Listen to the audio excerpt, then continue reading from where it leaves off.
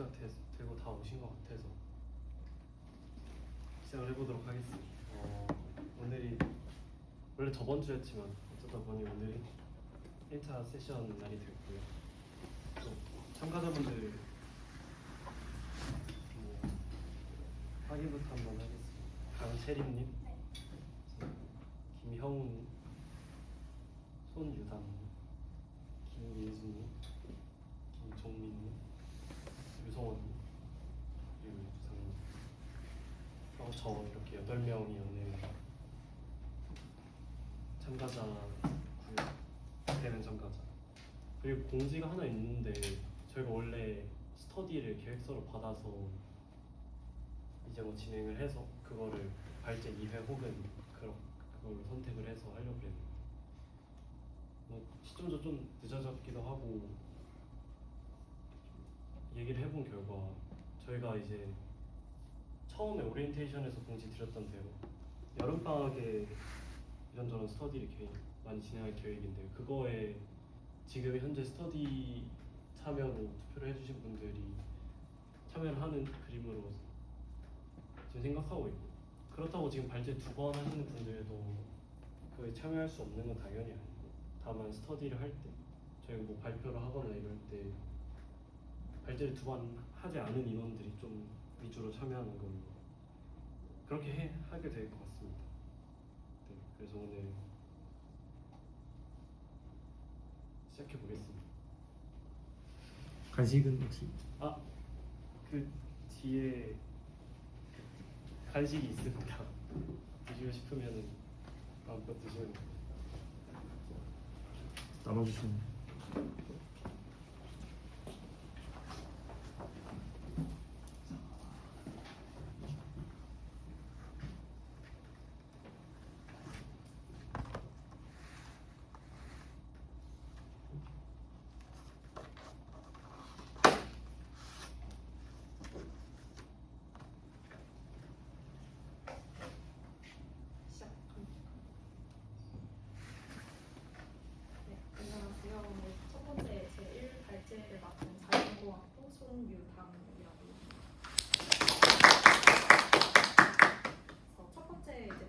발제는 통계학에서의 정규 분포의 필연성이라는 주제로 준비를 해봤는데요. 그래서 핵심 질문은 이제 왜 정규 분포인가? 계속 정규 분포를 쭉 통계에서 다루고 있는데 왜 이렇게 이 분포가 자주 등장하는지를 설명하는 경우가 많지 않기 때문에 이제 드모아브르 라플라스 정리를 필두로 해서 가우스의 녹차론 또 NLP 추론까지 해가지고 쭉 정규 분포의 수령을 좀 다뤄보고자 합니다. 녹차는 그런 것 같고요. 일단 확률론의 역사적 배경을 한번 쭉 다뤄보면 좋을 것 같아서 이 마일스톤을 좀 들고 와봤습니다. 확률론은 사실 처음부터 통계학으로 출발하지는 않았고요. 도각과 천문학이라는 전혀 다른 두 문제로부터 독립적으로 발전을 했고 정규 분포라는 한 접점을 가지고 나중에 만나게 됩니다. 그래서 첫 번째 이제 파스칼과 페르마가 파본 오브 포인츠라는 걸 이제 서신 교환을 통해서 풀었는데 많이들 아실 것 같은데요. 도박에서 게임이 어떤 그 조건에서 중단이 되었을 때 판돈을 어떻게 나눌 것이냐라는 그런 문제를 가지고 이제 서신을 교환을 하면서 문제를 풀었습니다. 근데 이제 아직 일어나지 않은 사건의 수를 부여하는 이제 기대값 개념의 출발점이라고 이걸 좀 평가를 해볼 수가 있을 것 같고요. 그 다음에 이제 베르토이가 그 LLM을 처음 발견을 합니다. 그러니까 수학적으로 보입니다. 그래서 동전을 많이 던지면 앞면의 비율이 2분의 1에 가까워진다는 것을 이제 고려하여 이게 LLM이고, 그 다음에 이제 드모아브르가 이후에 설명을 드릴 드모아브르 라플라스 정리로 이제 좀 수학적으로 구체화가 될 이항 분포의 정규 분사를 처음 발견을 했습니다. 그 다음에 이제 가우스가 이제 두 번째 꼭지의 주인공이 될 텐데요. 특정 오차의 분포가 정규 분포여야 한다라는 것을 공리로부터 유도를 했습니다. 그리고 MLE가 최소 제곱법을 MLE가 아니라 MSE를 통계적으로 정당화를 했습니다. 그리고 이제 라플라스가 드모아브르의 결과를 일반적인 경우로 확장을 해서 CLT를 향한 뭔가 일반화가 이루어지고 있는 모습을 확인할 수 있고요. 그 다음에 이제 최종적으로 린드버그랑 네비가 현대 이제 오늘날 좀 많이 활용을 하고 있는 IID 형태의 중심국한 정의를 엄밀하게 증명했습니다. 먼저 드머브르 라플라스 정리를 좀 볼 텐데요. 이제 그 전에 뭔가 뭐 많이들 다들 아시겠지만 이항분포에 대한 좀 기본적인 팩트를 먼저 명시를 해두었습니다. 그래서 확률 변수 x가 바이노미얼 NP를 따를 때 이제 PMF는 뭐 다음과 같이 조합이랑 이항계수를 활용해서 이제 표현을 할 수가 있고, 네.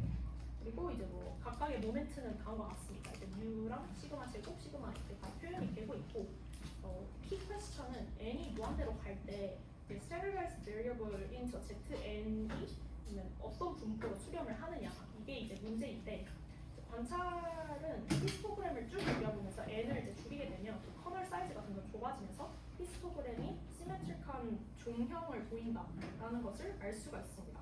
그래서 이 시메트릭한 종형이 그게 노멀 분포이기 때문에 그 노멀로 갈 것이다라는 걸 예측은 해볼 수가 있을 것 같은데요.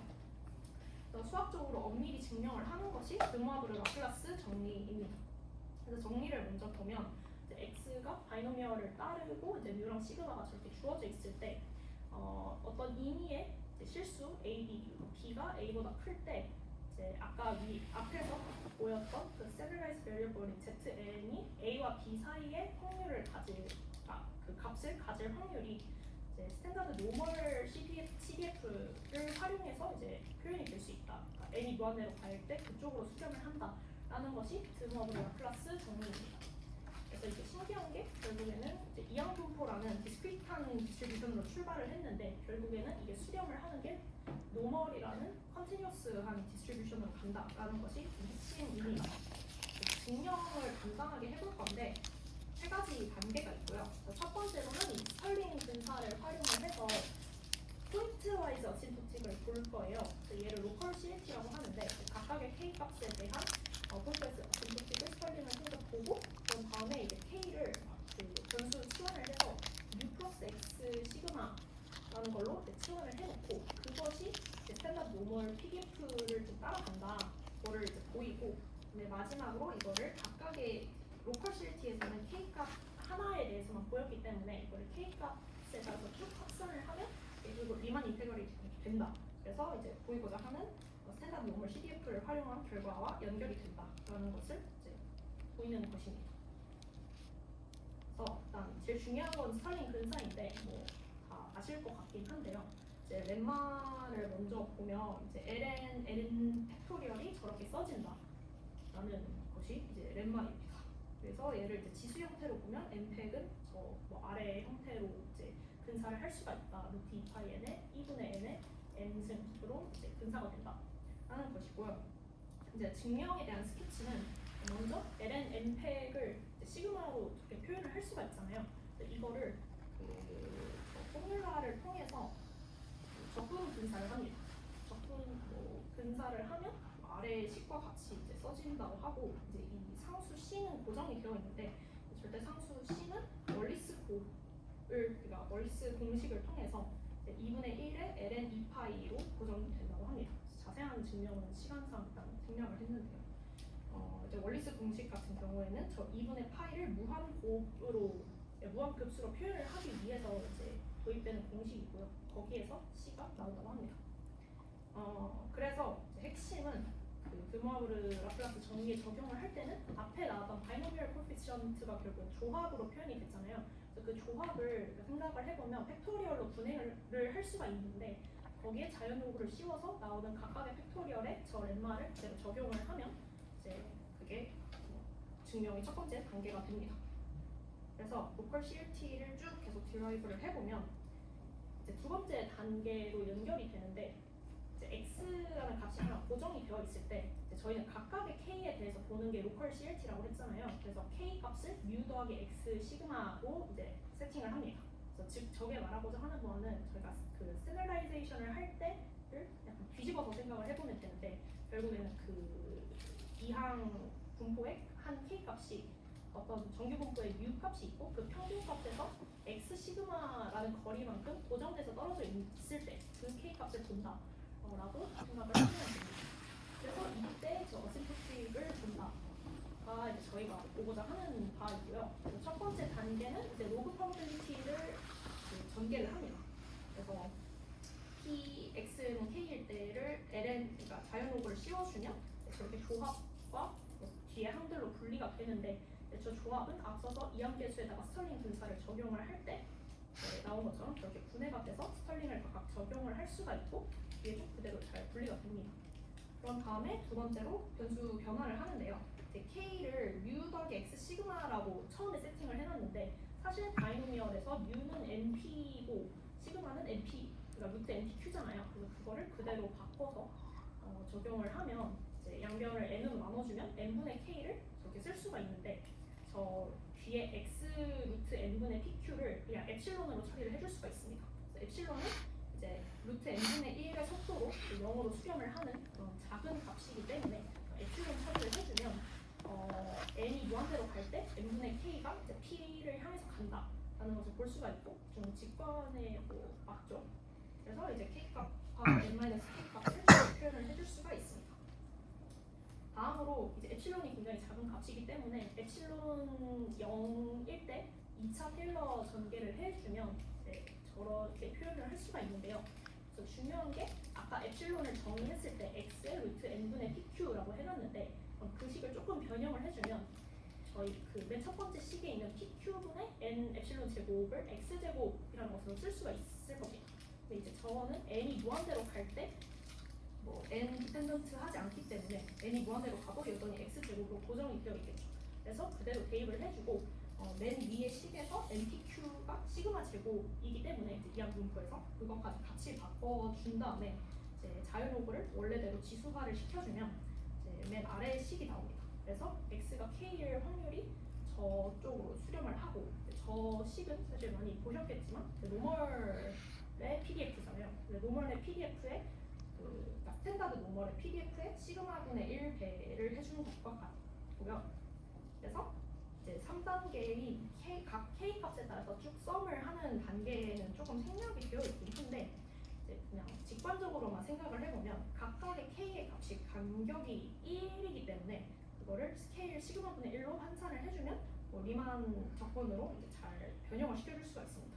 그래서 그렇게 수렴을 잘 시켜주면 결국에는 그게 리만 적분의 아래끝이랑 윗끝이 나올 것이고 그래서 이제 윗끝에서 아래끝을 뺀 값, 그러니까 여기서 이제 phi b 마이너스 phi a라는 값을 저희가 유도를 할 수 있어서 보이고자 하는 이제 드머브르 라플라스 정리의 증명을 좀 러프하게 보였다라고 이해하시면 될 것 같습니다.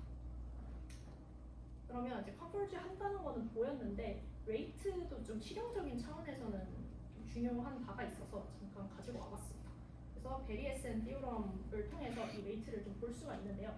띠오럼은 그냥 x들이 이제 IID이고 민과 베리언스가 이렇게 고정이 되어 있습니다. 그리고 그래서 중요한 게 finite third absolute central moment, 그러니까 3차 정률이 실수로 딱 정의가 되어 있을 때 그때 아래식이 성립한다라는 것이고요. 아래식의 이제 우변에서 시그마 세제곱분의 로가 3차 정률과 관련이 있고 왼쪽 식은 약간 변형이 되어 있긴 한데 그냥 그 x들이 따르는 실제 디스트리뷰션과 그 스탠다드 노멀의 디스트리뷰션 간의 차이의 수프리멈을 보는 게 이제 좌변입니다. 그래서 결국에는 이제 노멀로 가는 건 알겠는데 어떤 속도로 가는지를 저 우변이 바운드를 시켜줘서 그걸로 속도를 좀 본다. 이렇게 직관적으로 이해를 해주면 되고요. 그래서 absolute constant인 C는 저 바운드로 정의가 된다. 라는 것을 알 수 있습니다.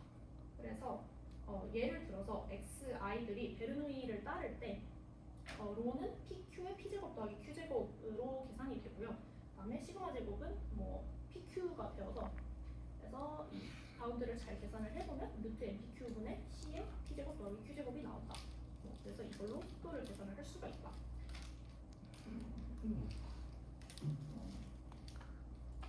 그래서 베르노이에 대해서 이제 해석을 간단하게 해보면 이제 수렴하는 레이트는 루트 n분의 1배로 이제 그거의 속도로 수렴을 한다. 그래서 n을 4배 늘리면 에러는 반으로 줄어든다. 생각보다 그렇게 빠른 속도는 아니다.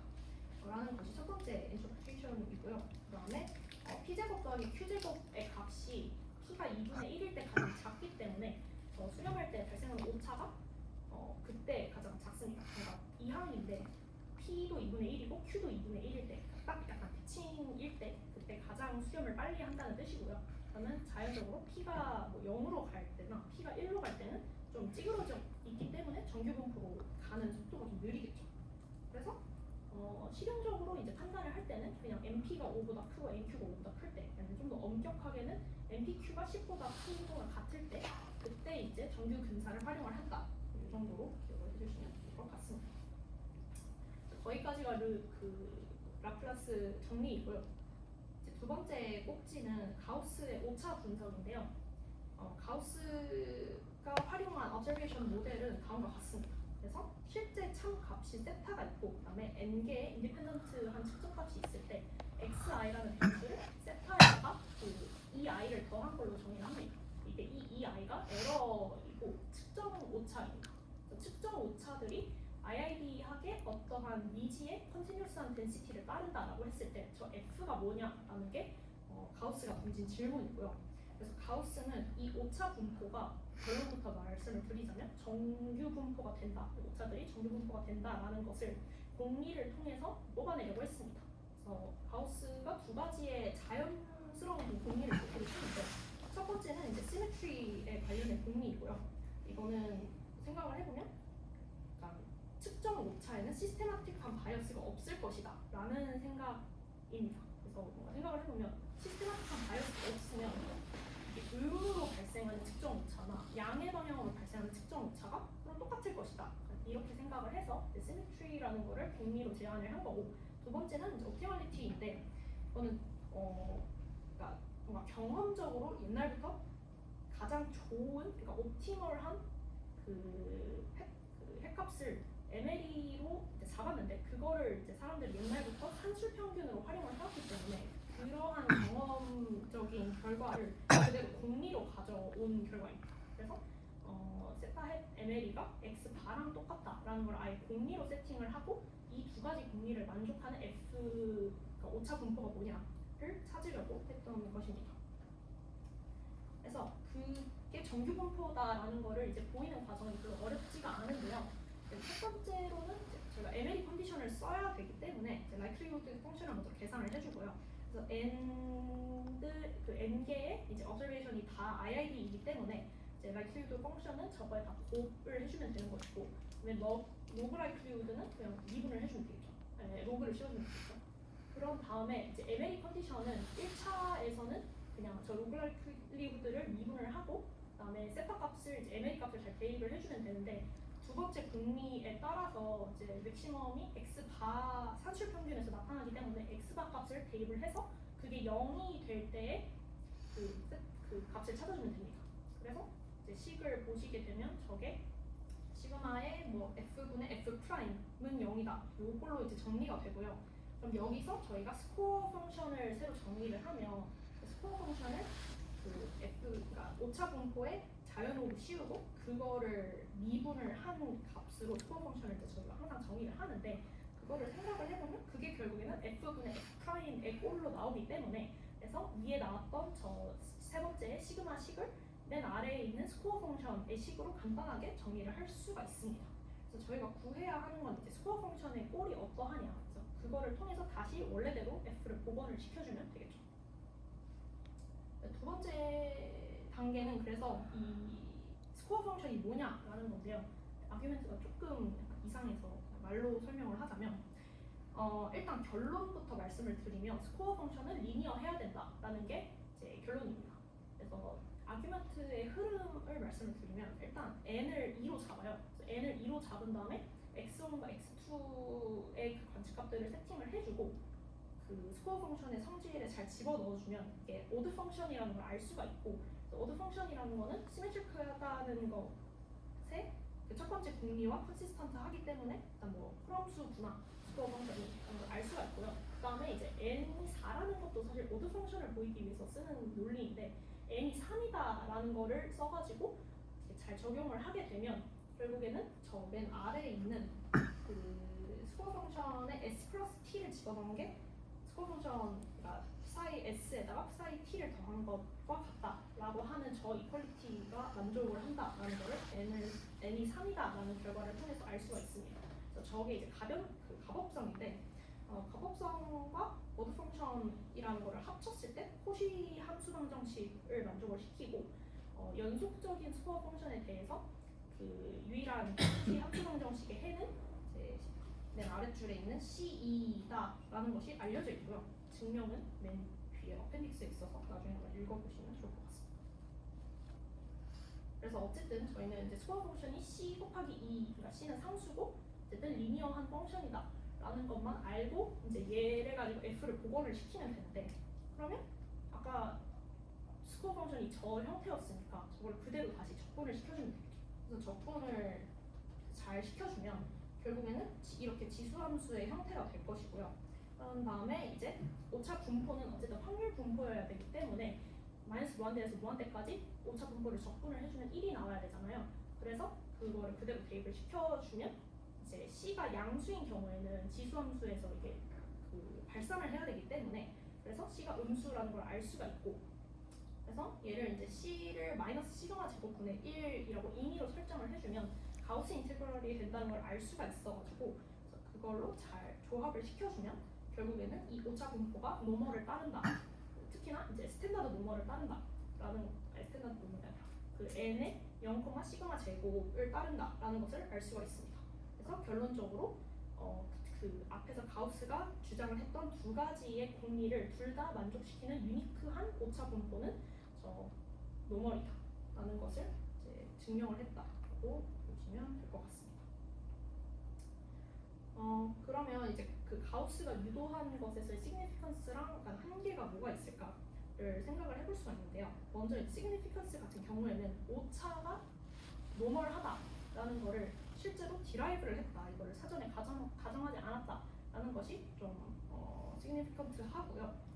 그다음에 두 번째로는 이 오차가 노멀을 따를 때 LSE랑 MA가 같다라는 것이 이제 아까 그 공리이긴 했죠. 그래서 그 공리를 다시 이제 정당화를 할 수가 있는 결과가 나왔기 때문에 그래서 이게 최소제곱법을 활용하는 것의 통계적 정당화가 됩니다. MLE를 저희가 쓰는 걸 되게 좋아하는데 그게 마침 LSE가 되는 게 이제 에러가 노멀 분포일 때이기 때문에 그러면 LSE를 써도 되겠구나 이렇게 생각을 하는 것이죠. 그다음에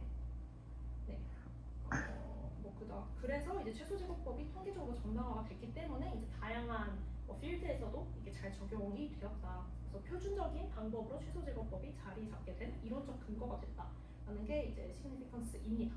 근데 이제 여기서 한계는 순환 논리가 있다라는 것인데요.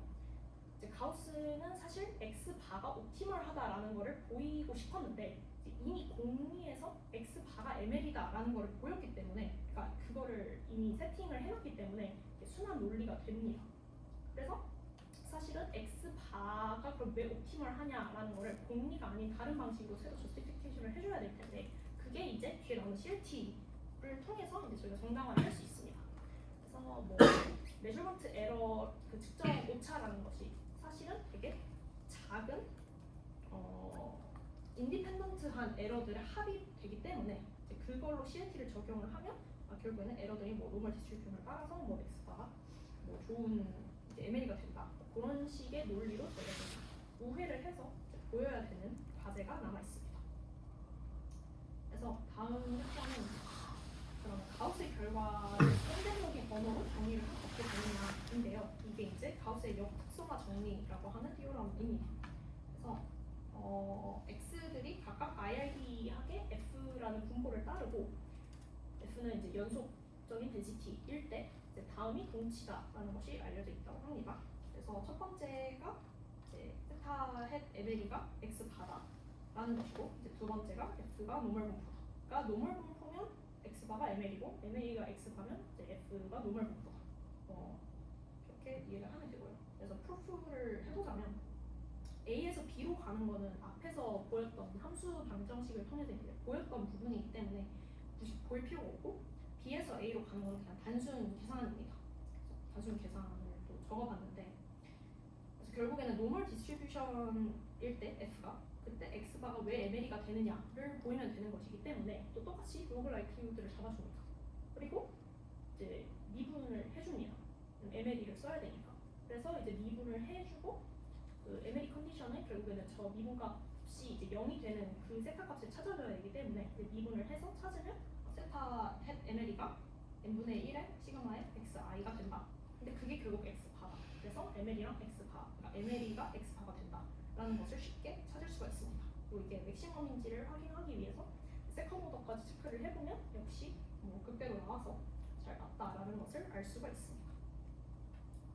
그러면 이제 MLE 이제 세타에 대한 MLE를 구했기 때문에 이제 시그마 제곱에 대한 MLE도 구해볼 수 있을 텐데요.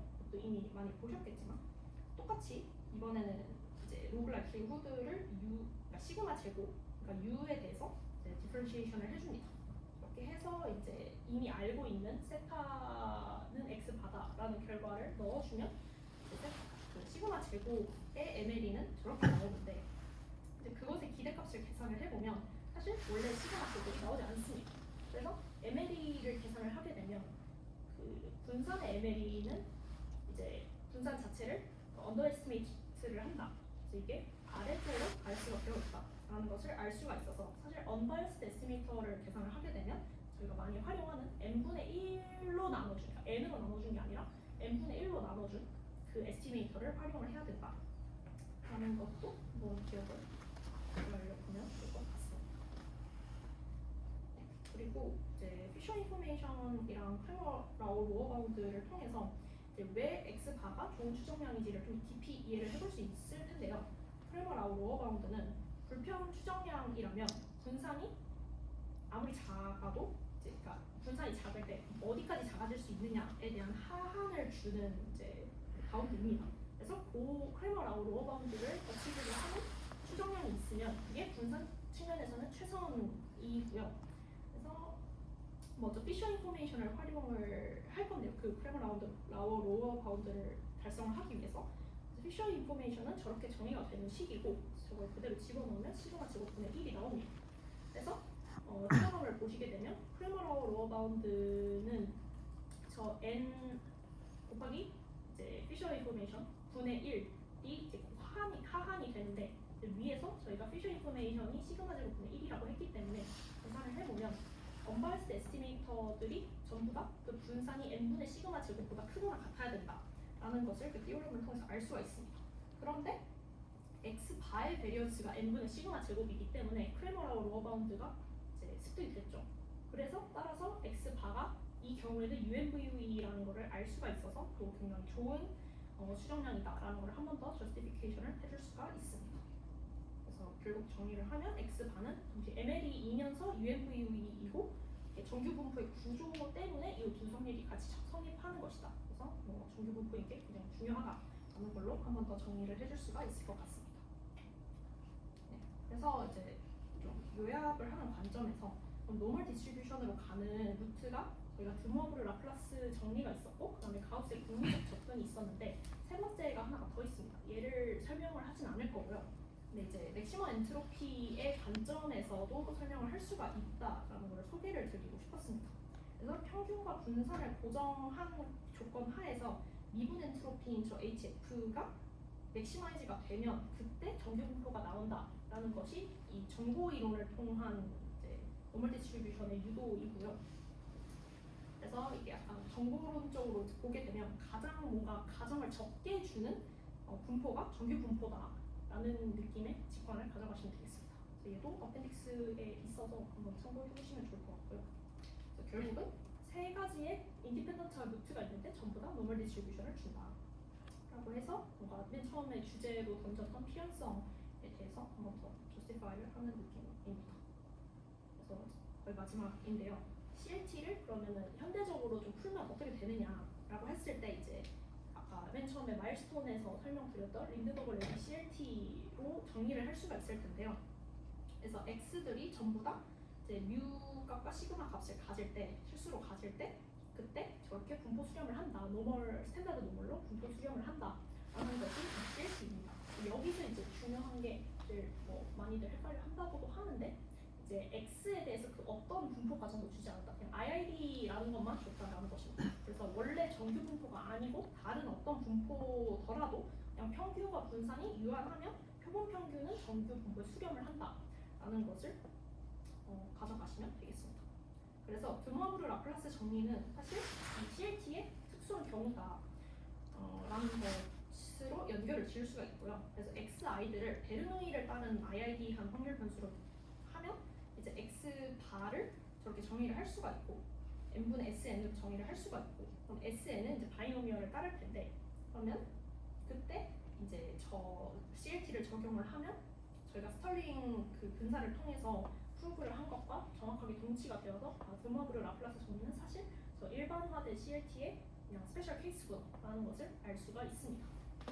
그리고 가우스 이제 두 번째 꼭지에서 설명을 드렸던 에러 비율이랑은 그럼 어떻게 연결이 되느냐라고 하면 메셔먼트 에러라는 게 되게 작은 인디펜던트한 서브 에러라는 것들의 합, 그러니까 엡실론들의 합으로 정의가 되는 것이라면 CLT는 결국에는 그 에러가 노멀 분포가 된다라는 것을 되게 자연스럽게 준다. 라는 것으로 에러 비어리에서 발생했던 서큘러리티를 해소를 할 수가 있습니다. 그래서 그거를 통해서 이제 그 순환 논리를 해결을 할 수가 있습니다. 그래서 뭔가 노멀 어썸션을 그러면 막 활용을 해도 되느냐라고 했을 때 당연히 한계가 있겠죠. 그래서 한계로는 이제 어떤 분포들은 또 팻테일을 가지는 게 더 적합할 때가 있습니다. 뭐 파이낸스나 뭐 세시몰로지 같은 경우에 팻테일을 가지는 것들로 핏을 해야 더 좋을 때가 있고요. 그다음에 CLT는 사실 그 분산을 주지 않았습니다. 그러니까 분산이 무한할 때 호시 분포 같은 것들에서는 또 적용이 되지 않고요. 그다음에 뭐 아까 말했던 순환 논리라든지 그다음에 그 가우스의 논리에서 첫 번째 공리였던 그 시메트리가 성립을 하지 않는 에러의 경우도 있어서 이때는 좀 잘 체크를 해서 노멀 어썸션을 적용을 해야 된다 하는 것이고 이것들을 좀 해결을 하기 위한 모던 익스텐션은 제너럴라이즈 CLT라든지 뭐 T 분포라든지 뭐 로버스트한 에스티메이션을 위한 에스티메이터들이라든지 뭐 그 기모스 베이즈에서 활용하는 디클레 프로세스라든지 뭐 그런 것들이 있습니다. 그래서 뭐 모델 셀렉션 가이드도 아래에 있고요. 그래서 셀렉션을 할 때는 좀 주의를 해서 무조건 노멀로만 하지 마라라고 하는 게 중요합니다. 네, 그래서 뭐 요약을 계속 제가 똑같은 말을 하는 것 같아서 요약을 그냥 생략을 하고 일단 발표는 여기까지 하는 걸로 하겠습니다.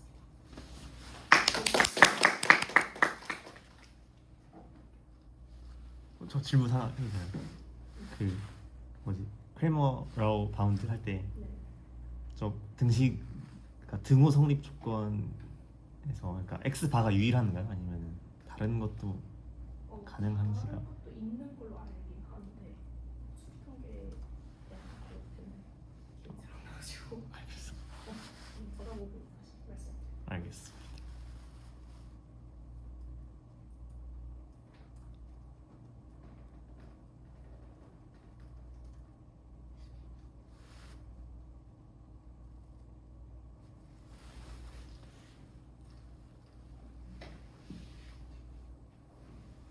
저도 하나 질문했잖아요. 네. 저 9페이지에 그 네. 베리 애신 시오렘에서 네. 그 결과가 네. 결과에 이제 그러니까 그 슈프림 그 오차의 슈프리멈이 네. 저 우변처럼 저렇게 상한으로 보정이 된다 이렇게 돼 있는데 네. 약간 근데 제가 약간 직관이 안 좋긴 한데 직관적으로 봤을 때 분산이 작을수록 더 촘촘히 모여 있어가지고 더 잘 뭔가 그 CLT로 가야 될 것 그 노멀 디스트리뷰션으로 가야 될 것 같은데 그 우변에 슈프리멈 항이 되고 있는 그 항이는 이게 시그마가 분모로 돼 있어서 오히려 시그마가 작을 때 잠시만요. 말이 살짝 꼬인 것 같은데 잠시만요. 네. 이게 약간 네, 약간 그래서 뭔가 촘촘하게 더 모여 있으면 더 CLT로 잘 갈 것 같다는 직관이 있었는데 네. 저 부등식에 따르면은 오히려 분산이 더 커가지고 되게 막 많이 몰려 있을 때, 아니 퍼져 있을 때 오히려 더 그 슈프리멈이 작아진다 약간 이런 결과를 줘서 그게 뭔가 직관적으로 이해가 안 되는데 이걸 혹시 어떻게 이해할 수 있을까요? 저는 그냥 제가 그러니까 거기까지 막 깊게 생각을 하지 못했는데 제가 생각을 했을 때는 그냥 그 시그마 제곱분의 로라는 것 자체가 그냥 정률, 그러니까 3차 정률과 관련이 있는데 3차 정률은 이제 약간 그 비뚤어지는 정도와 관련이 있기 때문에 그래서 아예 시그마 그냥 1차 항으로만 생각을 하지 않고 비뚤어진 정도로만 봤을 때 그걸로 직관을 좀 해석했던 것 같습니다. 그래서 베르누이 P가 2분의 1일 때 에러가 가장 작다라고 하는 것도 결국에는 2분의 1일 때 가장 대칭적이어서 좀 덜 약간 어그러져 있기 때문에 그래서 곧바로 정규 분포라는 그 시메트릭한 형태로 잘 수렴을 빠르게 하는 것이고 이제 P가 더 0으로 가보다 1로 갈 때는 더 삐뚤어져 있으니까 이게 아닌 거지. 그래서 그게 3차 정렬과 관련이 되어 있는 거라고 생각을 해서 말씀하신 거를 들어보면 또 그 부분에 대해서 생각을 해봐야 되긴 하는데 제가 직관적으로 이해하는 거기까지라서 말하도록 하겠습니다. 감사합니다. 저기서 0.4748보다 작거나 같다라 돼 있는데 정확한 숫자는 안 나온 건가 아니면은 뭐죠? 좀 네. 나와 있을 텐데 나와 있을 아 알겠습니다. 텐데. 그 15페이지에서 그 스코어 펑션을 정의하고 그게 이제 그 뭐냐 그 해가 이제 리니어로 된다 해서 이제 적분을 해서 구하면 되잖아요. 네. 근데 그걸 하려면 이제 사이가 컨티뉴어스한 조건이 있어야 되는데 그 앞에 f의 가정에 그러면 그냥 1궤도 함수가 1궤도 함수도 연속이라는 가정이 같이 추가된 네. 거예요. 이게 추가돼야 될 것 같습니다.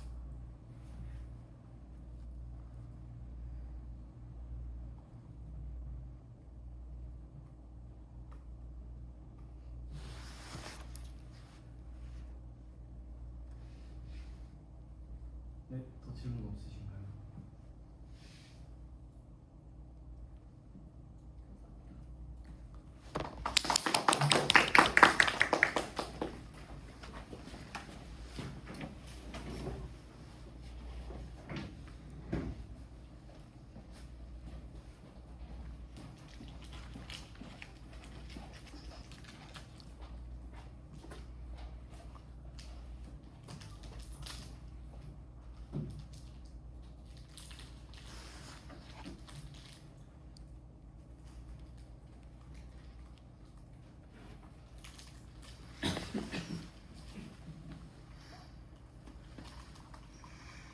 제2발제 발표를 맡은 통계학과 25학번 정원입니다.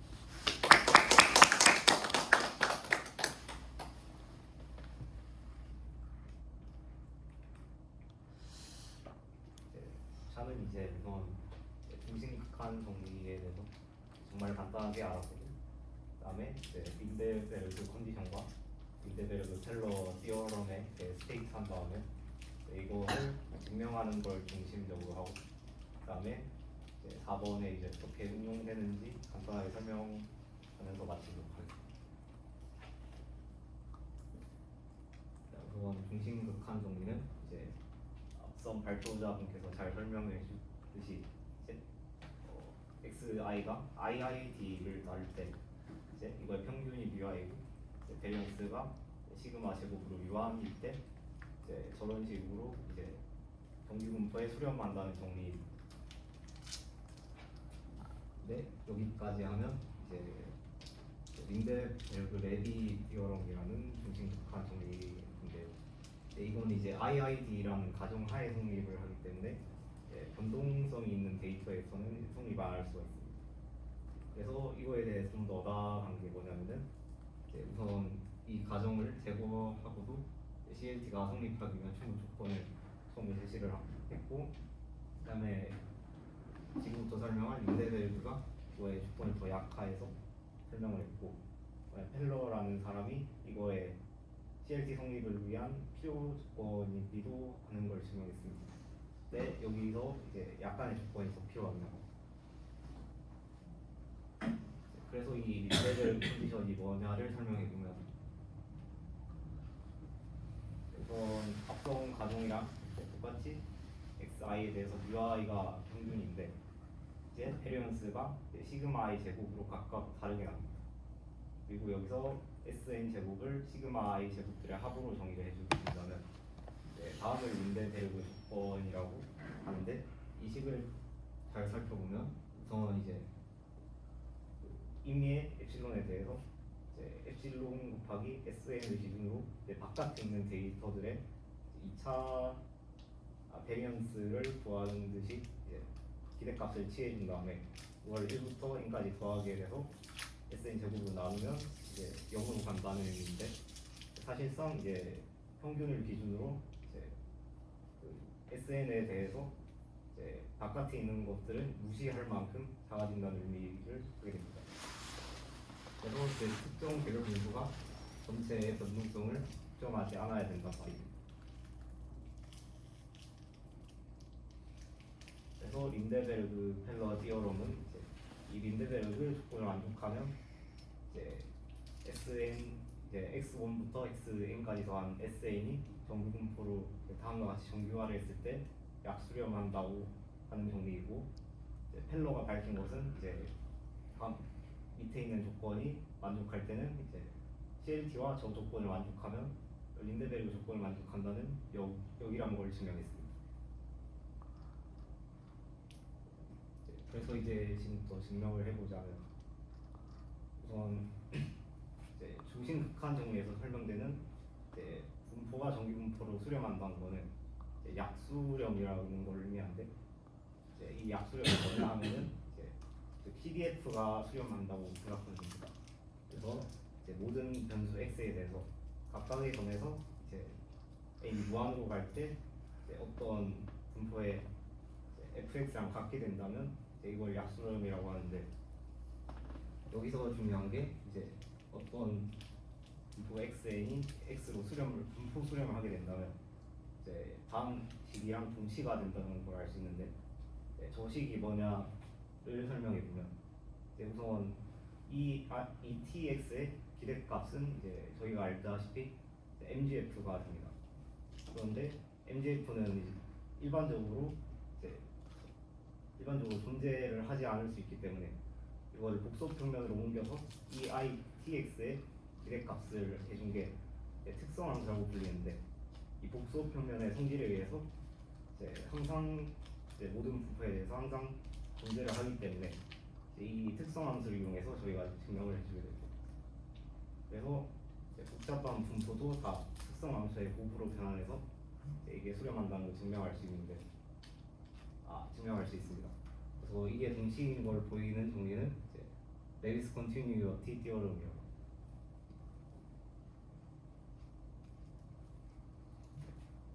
이제 그래서 증명을 해볼 텐데 우선 증명의 편의상 UI를 0으로 두고 SN을 1로 정규화를 해주겠습니다. 이렇게 하는 건 이제 간단하게 XI에 대해서 UI를 떼주고 그다음에 떼준 거에서 SN분의 XN으로 이걸 대체해주게 된다면 0과 1로 정규화를 편하게 해줄 수 있는데 이제 이거에 증명을 해보자면 우선 1번은 독립인 변수들은 특성 함수의 곱으로 나타내니까 이 특성 함수를 구한 다음에 테일러 전개에서 2차항까지 표현을 해주고 린데베르 조건을 투입해서 이 나머지가 0으로 수렴함을 증명하면 최종적으로 저 모양이 나오기 때문에 정규 분포의 특성 함수로 수렴을 해서 이 CLT를 증명할 수 있게 됩니다.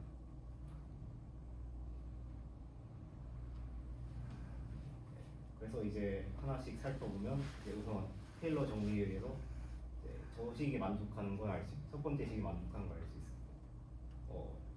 이거에 대해 자세한 증명은 독소의 적합 같은 걸 들으면 될 것 같고요. 이제 다음으로 이제 양변의 기대값을 취하면 왼쪽은 특성 함수가 되고 오른쪽은 각각 1 그리고 평균이 0이라고 가정했으니까 2차항은 사라지고 2차항은 이제 시그마 i가 돼요. 그 다음에 오른쪽은 이제 그대로 적용시켜주는 모습이고 여기서 이제 민의 성질을 이용해서 임의 입실론에 대해서 무관을 나눠주면 이제 입실론보다 작을 때는 세제곱을 넣어주고 입실론보다 클 때는 제곱을 넣어줘서 구간을 쪼개주었고 다음에 이제 왼쪽에 있는 거는 xi만 하나만 바깥으로 꺼내서 엡실론으로 바운드 시키고 그다음에 t 세제곱을 꺼내준 다음에 그걸 구하게 되면 시그마 i 제곱보다 작게 되겠죠. 그다음에 그 다음은 이제 t 제곱을 꺼내준 모습입니다. 그런데 이제 왼쪽 항은 이미 엡실론을 잡았기 때문에 0으로 나중에 수렴시킬 수 있고 그다음에 오른쪽 항은 린데베르그 컨디션 때문에 이제 앞선 명제를 기억한다면 이제 0으로 초식이 0으로 끝나는 걸 알 수 있습니다. 그래서 최종적으로 저희가 이제 2차항까지 근사를 시켰고 그다음에 결국 저 2차로 근사한 식이 이제 그 정규 분포의 특성 함수가 되는 걸 이제 증명하려면 됩니다.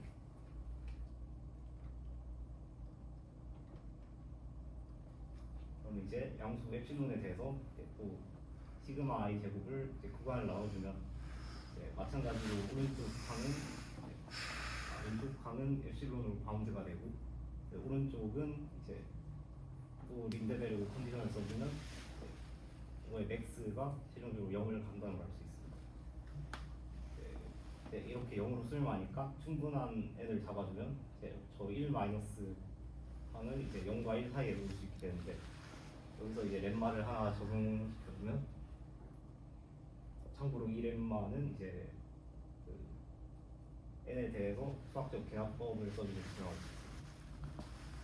그래서 이 렘마를 그대로 적용시켜주면 우선 이제 첫 번째는 이제 그 특성 함수니까 1보다 작게 될 거고 오른쪽도 이제 얘는 크게 잡아주면 1보다 작아지기 때문에 저 렘마를 사용할 수 있고 그러면 저희가 이 사항으로 근사한 식과 정규 분포의 특성 함수를 이제 떼서 이 오차를 계산 바운드 시킬 수 있는데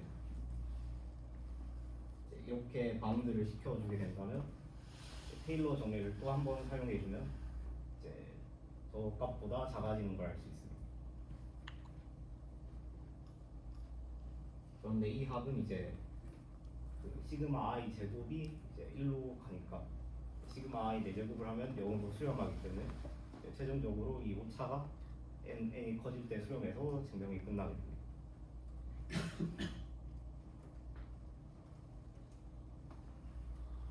이제 그 다음으로 이제 아까 설명했던 역을 증명해 볼 건데 CLT와 이제 x가 0으로 간다는 가정을 하게 되면 이제 이 두 조건이 최종적으로 린더베르크 컨디션을 유도한다는 것을 증명합니다. 그래서 우선 첫 번째 CLT 가정은 이제 특성 함수가 수렴한다는 걸로 바꿔주고 그다음에 두 번째 조건은 이제 저렇게 된다는 거를 해주면 되는데 저거는 이제 그 테일러 정리를 잘 사용하면 증명할 수 있습니다. 그래서 이제 첫 번째 조건에 루그를 잘 취하면 이제 저런 식으로 변형이 되겠죠. 이렇게 로그의 합이 마이너스 2분의 t제곱으로 간다는 것과 그 다음에 로그를 이제 또 그렇게 근사를 해줄 수가 있는데 그러면 이제 1차항과 3곱하기 2차항이 되겠죠.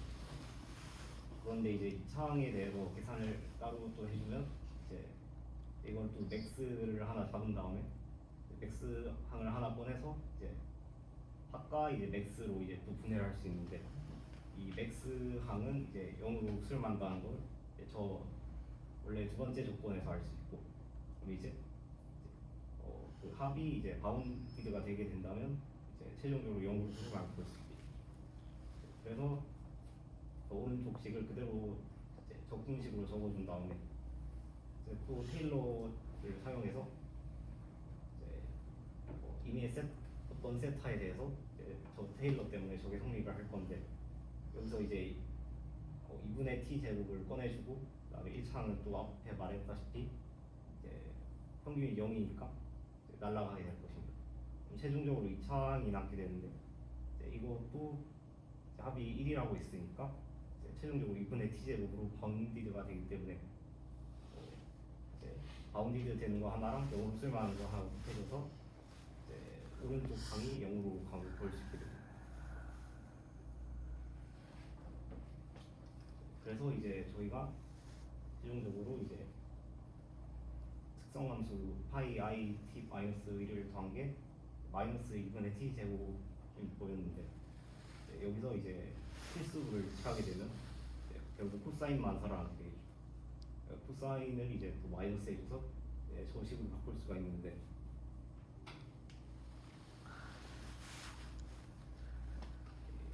또 이렇게 바꾼 상태에서 이제 임의의 양수 엡실론에 대해서 또 주관을 쪼갭니다. 이제 그렇게 하면 이제 저 식이 보여야 되는데 또 리미트 위에 파가 있는 거 수업 개론 시간에 나오듯이 이제 n 다음부터 있는 이제 듀얼의 집합의 상한이라는 뜻입니다. 그래서 저 식이 이제 2분의 t 제곱이 저희가 이제 오른쪽 식을 전체 적분한 거랑 걸 보였으니까 이제 엡실론보다 큰 범위를 적분한 거란 걸 알 수 있고, 그다음에 이 식은 또 2로 바운디드가 되기 때문에 이제 2로 바운드 시킨 다음에 이걸 이제 코시 슈바르츠를 통해서 이제 시그마 i를 꺼내주게 된다는 저거에 합이 돼서 결국엔 최종적으로 실능 제곱분의 2가 되게 됩니다. 그런데 이제 코사인 함수가 2분의 세타보다 작고 그렇기 때문에 이걸 또 바운디를 시켜주면 이제 위에서 증명했던 식이 이제 그런 식으로 변하게 되고, 최종적으로 2분의 t제곱을 나눠주게 된다면 제일 마지막 식을 증명할 수 있게 되는데, 여기서 t가 전체 범위에 대해서 성립하기 때문에 t를 충분히 크게 잡아주면 0으로 수렴하기 때문에 최종적으로 저 식이 성립하는데, 저 식은 이제 림버레고 컨디션이랑 비슷해요. 그렇기 때문에 이것도 증명했다고 할 수 있습니다.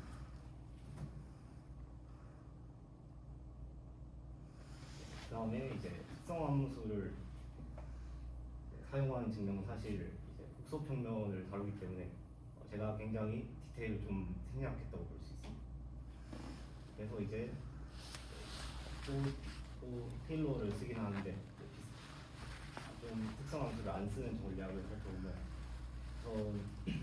다음 렘마를 보여야 됩니다.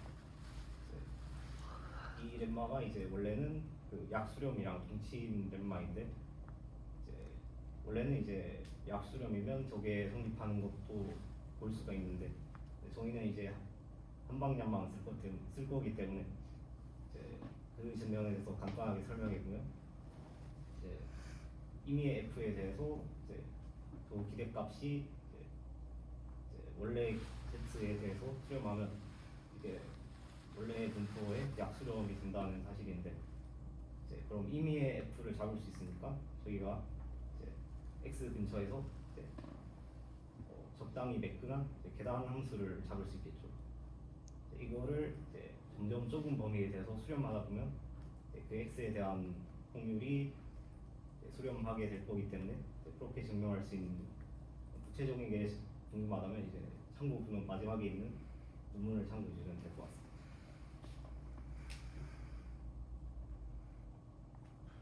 그래서 이제 저희가 사용할 전략은 이제 스와핑인데, 이거는 이제 x1부터 xn까지 있을 텐데, 이거를 하나씩 이제 xi를 yi로 바꾸는 건데, 이 yi는 이제 xi와 이제 그 분산이 같은 정규 분포입니다. 이걸 하나씩 바꾸면서 2차를 더했을 때 이게 0으로 수렴함을 보여서 저희가 증명을 하게 될 건데, 그렇기 때문에 이제 SNI와 ZNI를 다음과 같이 정의를 해줄 겁니다. 여기서 ZNI는 이제 x1부터 xi까지 더한 다음에 그대로 y 더해준 확률 변수이고, 그다음에 SNI는 여기서 xi를 빼준 확률 변수입니다. 그래서 여기서 이제 i가 n이면 이제 x를 다 더하는 부분, i가 0이면 이제 y1부터 yn을 더한 걸 텐데, 아까 분산이 같은 걸로 바꿔준다 했으니까 이게 정규 분포가 되게 되겠죠. 그렇기 때문에 저 z 두 개가 이제 차이가 0으로 수렴하는 걸 보이면 됩니다. 그래서 이제 저 마지막 식을 보게 된다면 저희가 원하는 식으로 볼 수 있고,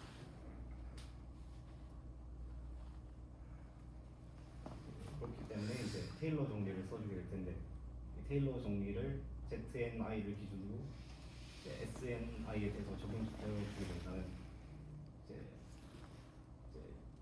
ZNI는 이제 저런 식으로 2차항으로 분사가 될 텐데, 저 2차항을 뺀 다음에 남은 이제 나머지 항이 어떤 S와 Z 사이에 있는 C에 대해서 이제 나머지 항을 저렇게 써가지고 있겠죠. 그래서 저 나머지 항을 RNI라고 하면 이제 이거를 이제 바운드 시켜주게 될 겁니다. 그래서 델타와 엡실론을 이미 엡실론에 대해서 델타를 F 3번 미분한 거에 이렇게 해주고, 그 다음에 F 2번 미분한 거에 바운드를 M이라고 해주게 된다면, 이제 XI가 델타보다 작을 때 이제 저 위의 식을 증명할 수 있는데, 이건 이제 MVT를 써주면 됩니다.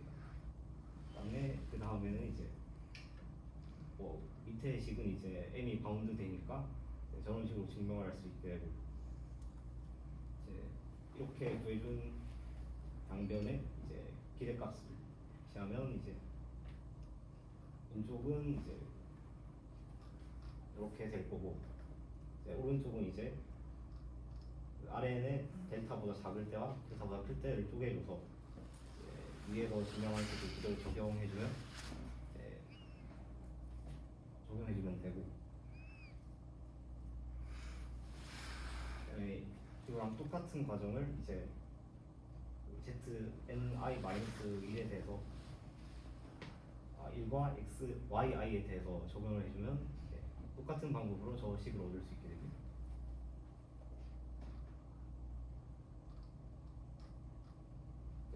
그런데 이제 처음에 그 XI 제곱과 YI 제곱의 그 베리언스가 서로 같다고 가정을 했으니까 저 두 식을 빼주게 된다면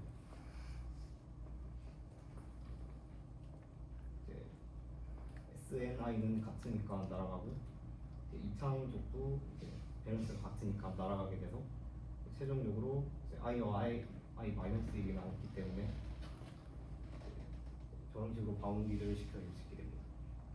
그러면 총 3가지 항이 나오게 되는데, 우선 첫 번째 항은 이제 합이 1이니까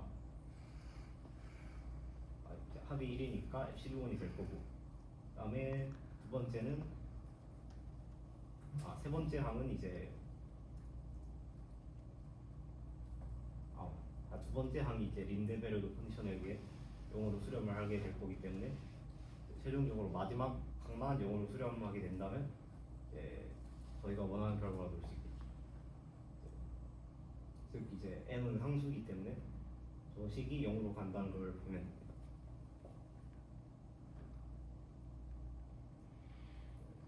여기부터는 좀 테크니컬하기 때문에 빠르게 넘어가면 이제 xi 제곱은 또 엡실론에 대해서 쪼개주게 되면 엡실론 제곱과 xi의 합으로 표현해줄 수 있게 되는데, 린데베르그 컨디션을 또 적용해주면 우변이 0으로 수렴하기 때문에 결국 xi가 0으로 xi 제곱에 x가 0으로 수렴하게 될 텐데, yi도 똑같은 분산을 가지니까 수렴을 할 거게 됩니다.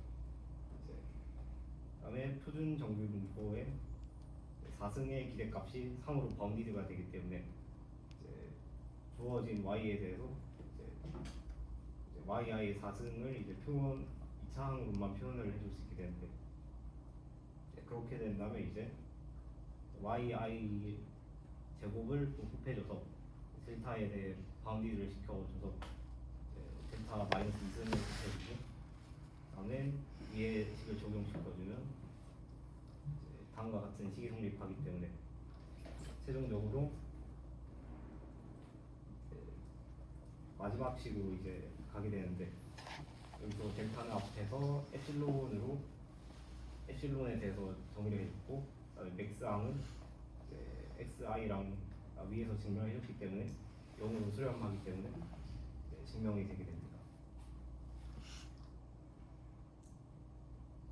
그래서 지금까지 증명을 좀 두껍게 설명하긴 했지만 증명을 마쳤고,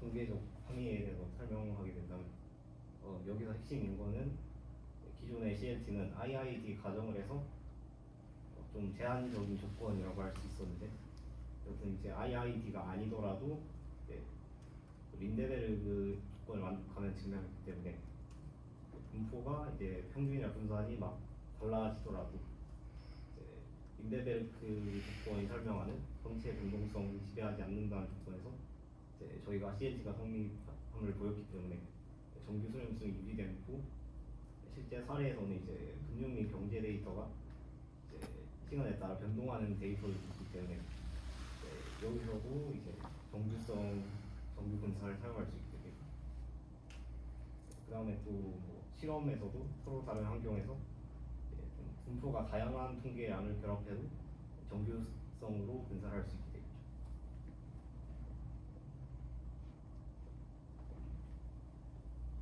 그 다음에 이제 회기에서도 이제 분산이 서로 다르더라도 이제 정규 분포를 따르게 할 수 있고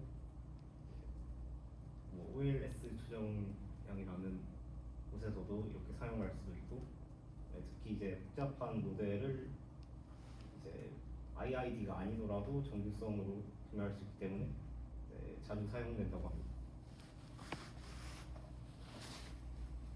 그래서 최종적으로 이제 지금까지 한 말을 요약해주면 이제 린데베르크 펠로 CLT는 이제 그 역도 이제 사실상 역이란 걸 증명했기 때문에 이 린데베르크 조건이 정규 CLT와 거의 동시행을 보였고, 그다음에 이 린데베르크 조건이 이제 어떠한 계별항도 지배적이 않다는 이제 말로 설명할 수 있도록 됐고, 최종적으로 데이터의 정규성이란 거를 이제 필요 충분 조건으로 일반적인 상황에서 사용할 수 있게 되는 장치로 만들어주게 됐습니다. 다음에 참고 문헌은 다음 나왔습니다. 자, 지금까지 발표를 들어주셔서 감사합니다.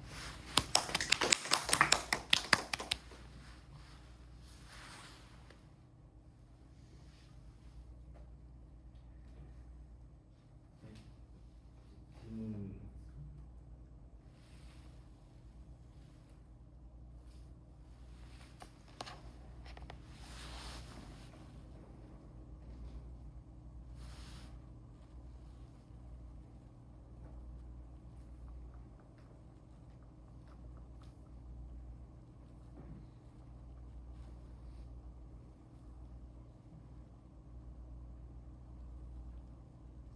질문 없으신가요?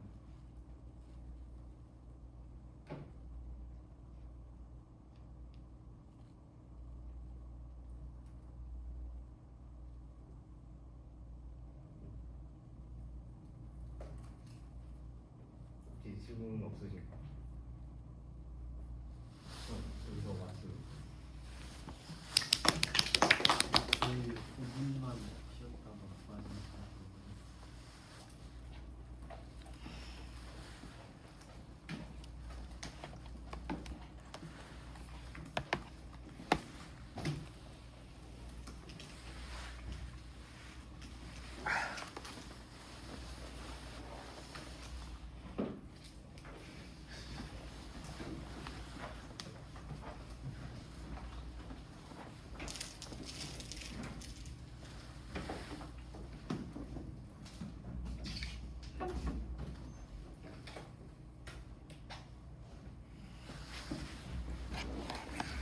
질문 일어났어?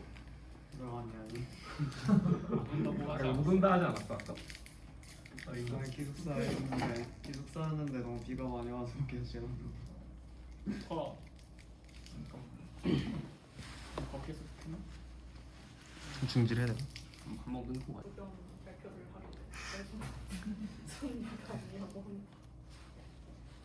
세 번째 산발제를 시작하려고 하는데요. 그 주제는 퀴틀레와 평균적 인간이라는 개념의 탄생입니다. 그래서 좀 이제 아까 앞서서 발표에서 좀 수리적인 부분을 다뤘기 때문에 이번에는 조금 더 철학적이고 좀 더 말랑한 주제로 이제 발제를 맡았고요. 그리고 통계학의 철학적 변곡점이 무엇인지에 좀 집중을 해서 들어주시면 될 것 같습니다. 네. 그래서 일발제에서 했던 했던 얘기를 잠깐 다시 가지고 오자면 이제 가우스의 에러러에 대해서 설명을 했었는데요. 그래서 이제 메저먼트라는 거를 xi로 두고 그게 세타에다가 이 i를 더한 거다. 그래서 이 i가 이제 iid로 노멀을 따른다라는 것까지 가우스가 밝혔다라고 설명을 드렸는데 여기에서 이제 철학적으로 중요한 점이 뭐냐면 이제 세타라는 게 fixed true value라는 것입니다. 그래서 참값이 고정이 돼서 이미 그게 존재를 하고 그다음에 이제 노멀 디스트리뷰션은 그러면 거기에서 accidental deviation을 묘사를 하는 것이다. 그래서 사실 이 아이들은 다 측정에서 그냥 오차가 발생한 거니까 사람 탓이다 그런 느낌으로 생각을 해주시면 됩니다. 그래서 가장 중요한 전제가 평균은 실제하지만 변동은 그저 노이즈일 뿐이다. 그냥 이런 식으로 가우스가 문제를 바라봤다. 뭐 이해를 해주시면 되고요. 그런데 이제 퀴틀레라는 사람은 새로 이제 질문을 던졌습니다. 그러면 이게 그럴 수는 있는데 사람의 뭐 몸무게, 뭐 키, 뭐 가슴 둘레 이런 것들을 측정하면 어떻게 되느냐? 그러면 예를 들어서 대한민국의 뭐 평균 키가 175라고 했는데 175인 사람만 그러면 그게 미니니까 진짜냐? 165인 사람 가짜냐? 뭐 이건 말이 안 되지 않냐? 그러니까 이런 식의 질문을 던졌습니다. 그래서 각각의 인디비주얼 메저먼트는 다 동일하게 실제한다. 그래서 이제 퀴틀레의 질문을 좀 요약을 하자면 그러면은 이제 휴먼 트레이트가 이렇게 퍼져 있는 것이 그러면 오차라서 이걸 없애야 되느냐 아니면은 실제라서 우리가 이거를 직접 디스크라이브를 하고 좀 설명을 해줘야 되느냐 라는 것입니다. 그래서 퀴틀레가 누군지에 대한 백그라운드를 간략하게 요약을 해놨고요. 그러니까 일단 천문학을 공부를 하고 또 수학자이기도 했고 그래서 사실 라플라스와 푸리에한테 한문론을 직접 배웠다고 합니다. 그리고 대단한 분이시고 그래서 핵심 저작이 이제 밑에 있는 그 인간에 관하여라는 저작인데 여기에서 사회 물리학 실론을 부제로 붙여서 사실 사회 물리학이라는 그 관점으로 아까 던졌던 그 질문과 약간 유사한 맥락으로 저작을 저술을 했다라는 것을 알 수가 있고요. 그래서 퀴틀레가 이제 천문학자라고 말을 했는데 하늘을 이제 관측을 하면서 측정값이 조금씩 달라지고 그 달라짐이 정규분포를 따른다라는 것은 이제 알고 있었습니다. 근데 이제 그래서 인간 데이터는 그럼 어떠한지에 대해서 좀 관찰을 하게 되는 계기가 되었다고 합니다. 퀴틀레는 그 average man이 society에 이제 미치는 그 영향이 이제 비유적으로 사람의 신체에 무게중심이 미친 영향과 똑같다. 신체까지는 아니더라도 그 물체의 그 무게중심과 똑같다라고 이제 어널로지를 제시를 했다고 합니다. 그래서 average man이라는 그 평균적인 인간에 대한 개념이 그러니까 우리의 무게중심처럼 어떠한 약간 프로토타입이 된다라는 거를 말을 하고 싶었던 것이고요. 그 다음에 역사적으로도 약간 동력이 좀 있었는데 나폴레옹 전쟁 이후에 뭔가 사회 질서를 좀 더 과학적으로 설명을 하고 싶어하는 그런 드라이브가 있었고 그 다음에 산업혁명도 그때 진행이 되고 있던 그 시절이라 되게 매스 포퓰레이션이 있어서 이제 거기에서부터 좀 매스 인간 데이터를 수집을 할 수 있어서 사회적인 데이터에 대한 분석도 강화를 할 수 있었습니다. 그리고 자연이 법칙으로 이제 지배가 되는데 그럼 사회는 왜 법칙으로 지배가 안 되냐라고 하는 그런 약간 라플라스의 결정론적인 세계관이 퀴틀레에게도 영향을 주었다고 합니다. 그래서 퀴틀레가 실질적으로 이제 활용한 데이터셋인데요. 왼쪽에 보시면 이제 스코티시 솔저들의 가슴 둘레를 인치로 이제 잰 그런 데이터가 있습니다. 그래서 이제 중요하게 보셔야 될 거는 이제 observed value랑 expected value가 거의 차이가 없다라는 것을 이제 눈대중으로도 확인을 할 수 있다라는 점이고요. 그 구간마다. 그래서 이제 이때 그 expected value는 노멀을 따른다. 그래서 뮤랑 이제 시그마 값이 저렇게 주어져 있다라는 데이터셋에서 이제 퀴틀레는 어떻게 분석을 했냐면 일단 관측값과 기대값이 거의 이제 일치를 하기 때문에 그러면 내가 처음에 찾아보던 아스트로노미컬한 그런 데이터셋과 비슷하게 휴먼 베리에이션도 역시 같은 법칙을 따른다라고 이제 해석을 했습니다. 그래서 여기 이제 그 expected value들의 그 분포에서 나온 평균값이 39.83인치가 그 average Scotsman의 진짜 가슴 둘레다. 그러니까 이런 average Scotsman이라는 실제가 하나 있고 그 실제가 가지고 있는 가슴 둘레가 그냥 그 진짜 어떤 값이다 라는 얘기를 했고요. 그리고 그 각각의 다른 테스트가 33인치인 그런 다른 사람, 그러니까 뮤가 아닌 사람은 그냥 그 프로토타입에서의 어떤 디비에이션이다. 근데 그게 뭔가 특정 오차에서 비롯된 게 아니라 그냥 어떤 디스트리뷰션이 있고 거기에서 그냥 다른 값을 가지는 사람이다. 이렇게 바라봤다라는 점에서 이제 가우스와 차이가 있다라는 것을 좀 볼 수가 있습니다. 또 실제로 이걸로만 나중에 이 데이터셋을 가지고 다시 재평가를 했는데 칼스퀘어 검정을 해서 직접 보니까 근데 p-value가 0.99 이상이고 이제 칼스퀘어는 4.6이 나왔고요. 그래서 뭐 여전히 굉장히 엑셀런트 핏이 나왔다라는 것을 보면서 뭔가 재평가를 했다라는 것도 한번 눈여겨 보시면 좋을 것 같습니다. 그래서 이제 기존에 두 가지의 온톨로지가 있었다라고 분리를 해볼 수가 있는데 첫 번째가 이제 아까 가우스 에러에서 나왔던 에러 온톨로지입니다. 그래서 세타는 이제 진짜 있는 값이고 유니크한 값이지만 베리에이션은 그냥 실수다, 그러니까 액시덴털 에러다 라는 것이라서 우리의 목적은 베리에이션을 없애서 이 진실, 그러니까 실제 하는 세타를 다시 복원을 하는 게 우리의 목적이 되어야 된다 라는 게 에러 온톨로지이고 퀴틀레는 그와 다르게 베리에이션 온톨로지라고 이름을 붙일 수 있는 그런 제안을 했는데 그냥 이 xi들이 뭐 세타 더하기 에러 이렇게 표현이 되는 게 아니고 그냥 뭐뭐를 따르는 거다. 그래서 뭔가 고정된 실제값 세타가 있는 게 아니라 각각의 관측값인 xi들이 다 진실된 관측값으로서 그냥 각각이 실제를 대표한다. 그래서 우리는 뭔가 세타 값을 찾아내고 에러를 없애는 게 아니라 그냥 뉴라는 건 뭐 아이디얼한 프로토타입이긴 한데 그것도 그렇지만 일단 전체적인 xi들이 이루는 디스트리뷰션을 뭐 묘사를 하는 게 더 중요하지 뭐 에러를 없애는 거는 뭐 잘못된 이제 분석이다. 그렇게 해서 이제 가우스의 그 에러 온톨로지와는 조금 차별화를 두었습니다.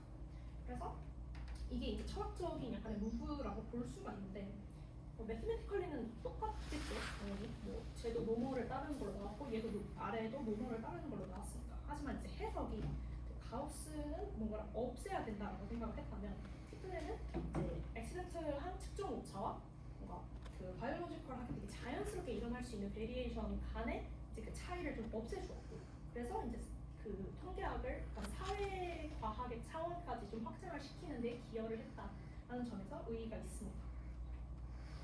그래서 롬모옌이 이제 평균적인 인간이라는 뜻인데 이제 앞에서 말씀드렸던 것처럼 이 뮤로 대표되는 어떤 평균적인 인간이 있다라는 게 퀴틀레의 주장입니다.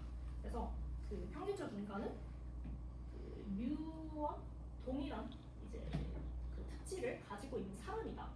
그래서 이제 뮤랑 시그마는 이렇게 정의가 뭐 자연스럽게 되고요. 그래서 퀴틀레에게는 이제 뮤가 그냥 단순하게 뭔가 뽑아서 나오는 통계 값이 아니고 어떤 국가 또는 뭐 내가 바라보고자 하는 타겟의 사회의 프로토타입이 될 수 있는 그런 존재이다 라는 것이 중요해서 이 뮤를 되게 좋게 보는 내용이 이제 이후에도 좀 영향을 많이 줍니다. 그래서 피지컬 트레이트 같은 경우에는 앞에서 설명했던 스코티시 데이터셋과 같이 그냥 다 이제 노멀리티를 잘 따르고 그래서 아직도 뭐 스티글러를 통해서 되게 로버스트하다라는 걸 보일 수가 있었는데 문제, 이 평균적 인간의 개념을 도입을 했을 때 문제가 발생할 수 있는 게 소셜 트리트 같은 경우입니다. 소셜 트리트는 퀴틀레가 이 피지컬 트리트를 넘어서 뭔가 범죄율이라든지 자살률 같은 그런 사회적인 특질들에도 이 평균적 인간의 개입을 그 개념을 도입을 시켰는데요. 그래서 예를 들어서 뭐 자살률도 이미 이렇게 정해진 디스트리뷰션을 따를 수밖에 없다, 뭐뭐를 따를 수밖에 없다 이렇게 얘기를 했기 때문에 그래서 뭔가 도덕적인 그런 통계학도 사실 물리적인 그 과학과 그 차이가 없이 규칙을 따른다 이렇게 얘기를 한 것입니다.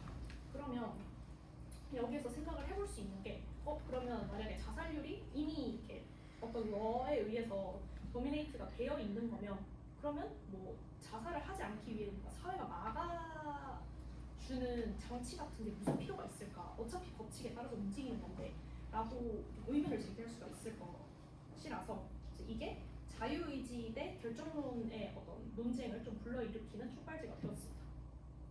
그래서 퀴틀레가 저희가 이제 린드버그 그 레비 CLT 할 때 제가 잠깐 언급을 했던 그 CLT 논증을 퀴틀레가 그들에 앞서서 약간 직관적으로 제안을 한 것이 있어서 갖고 왔습니다.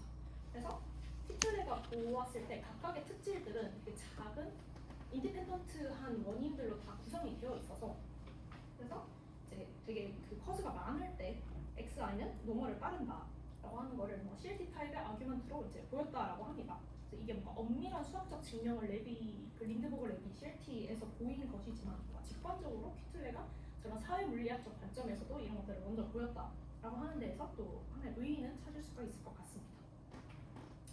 그래서 이제 소셜의 관점으로 보면서 이제 프리윌 그 논쟁이 왜 벌어졌는지를 좀 더 자세하게 보게 되면 이제 프렌치 크라임 데이터가 있었는데 여기에서 그 대인 간의 범죄가 그 연간 이제 베리에이션이 플러스 마이너스 3% 내에서 이제 진행이 되었다고 합니다.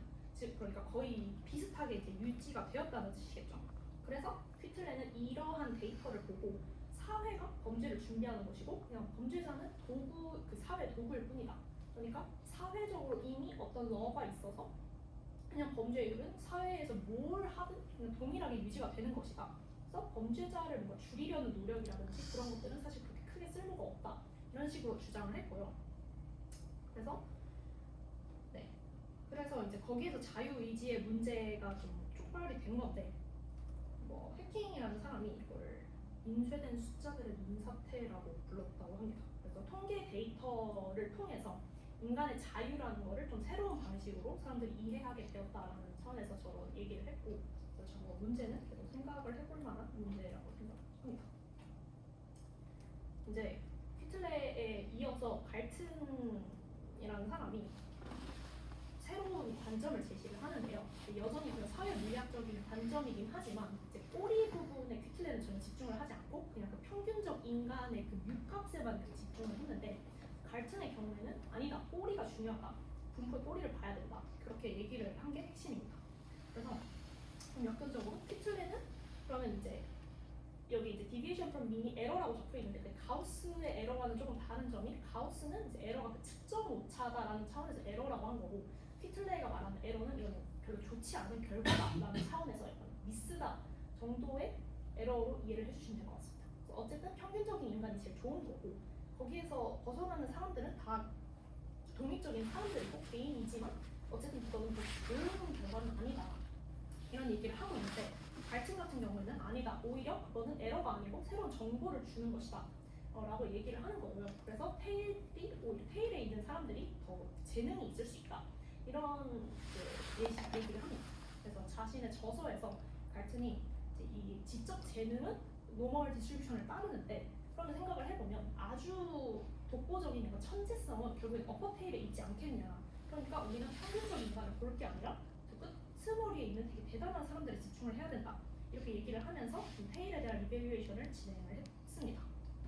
그리고 이제 갈튼의 이제 통계학에서의 기여를 보면 regression to the mean, 그러니까 회귀 분석을 처음으로 이제 도입을 했고요. 그다음에 피어슨에 의해서 나중에 좀 정형화가 된 코릴레이션의 관계도 이제 얘기를 처음 주장을 했고 많이 쓰는 이제 퍼센타일 프로파일 같은 개념도 도입을 하고 그다음에 갈튼 보드도 만들었다라고 합니다. 저 갈튼 보드는 온 외긴 한데 수리 통계 시간에 이재용 교수님께서 사진을 보여주시기 때문에 수강하면서 좀 보시면 될 것 같습니다.